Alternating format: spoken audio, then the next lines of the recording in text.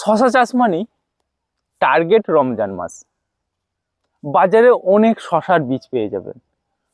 কোনোটা চাষ করে দেখবেন বাজারে নিয়ে গেলে 25 টাকা দাম পাচ্ছেন, আবার এমন কিছু শশার জাত আছে যেগুলো চাষ করলে বাজারে নিয়ে গেলে 80 টাকা দাম পাচ্ছেন। আমি যে জমিটার সামনে আছি, এই জমিটাতে যে জাতটা লাগানো হয়েছে সেটা হলো গঙ্গা মাইয়ার ভিক্টোরিয়া।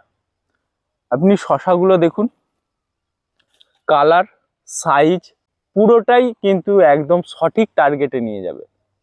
বাজারে যখনই দাম যাচাই করবেন তখনই কিন্তু বাজারে যত সমস্ত শশার জাত আছে তার থেকে কিন্তু সর্বদা এর দাম টপে, এবং পাইকাররা সবার আগে আপনার শশাটাই চুজ করবে।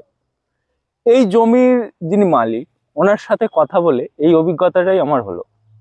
আর এই যে জমিটা দেখতে পাচ্ছেন, এই যে জাতটা যে কোনো আবহাওয়াতে, মানে এই গঙ্গা মাইয়ার ভিক্টোরিয়া যে কোনো আবহাওয়াতে নিজেকে মানিয়ে নিতে পারে। প্রচণ্ড ঠান্ডাতেও যে স্ত্রী ফুল কমে যাওয়া বা পুরুষ ফুলের পরিমাণ বেড়ে যাওয়া, সেটা কিন্তু আমি এই জমিতে এসে দেখতে পাইনি। তাহলে টার্গেট যদি শশা চাষ নিতে হয় আর বাজার দর যদি হাই পেতে হয় রমজান মাসে, তাহলে কিন্তু গঙ্গা মাইয়ার ভিক্টোরিয়া আপনাকে সঠিক লাভ দেবে।